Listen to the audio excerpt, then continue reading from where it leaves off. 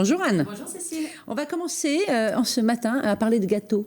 Oui, dans Ouest France, je vous propose un focus sur ces magasins qui ne vendent qu'un seul type de produit. Alors, ce sont des magasins bien spécifiques et ça se développe notamment dans Nantes. Alors, on a 4 exemples là dans Ouest France. Eh bien, il y a par exemple un magasin qui ne vend que des macarons. Alors, forcément, on va trouver toutes les sortes de macarons possibles, sucrés, salés. Focus sur un autre magasin qui ne vend que des choux, des petits choux sucrés ou salés. Alors, on peut par exemple déjeuner le midi d'un chou sandwich, ça existe.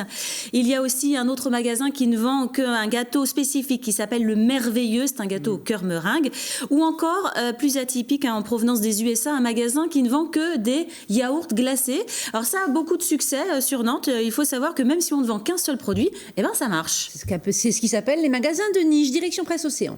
Alors dans Presse Océan, on change de tout autre sujet. C'est en une de Presse Océan ce lundi matin. Un habitant sur 10 de notre département vit dans la pauvreté.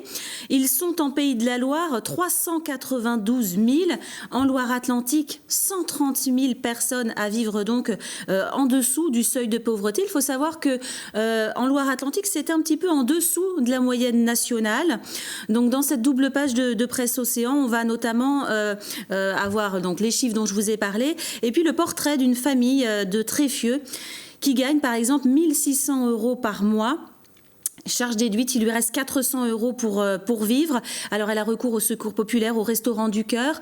Et voilà, donc dans cet article de Presse Océan, on a un petit peu le portrait de cette famille on nous explique aussi pourquoi certaines familles en arrivent momentanément dans leur vie à être en dessous du seuil de pauvreté. Un deuxième article dans Presse Océan qui n'a rien à voir. On va parler de success story industrielle. C'est en tout cas l'aventure d'une petite entreprise de Plessé, Solocart, qui a été récompensée dernièrement à Lille pour ses performances économiques. On apprend dans cet article qu'il y aura à Plessé en septembre 2017 la plus longue piste d'Europe de karting.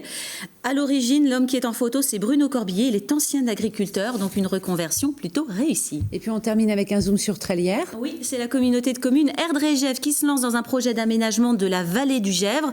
Son objectif, c'est de restaurer la qualité de l'eau. Ça, c'est une bonne nouvelle, sauf que les riverains s'inquiètent parce que les travaux vont supprimer certains barrages et la belle cascade qu'on voit en photo risque de disparaître.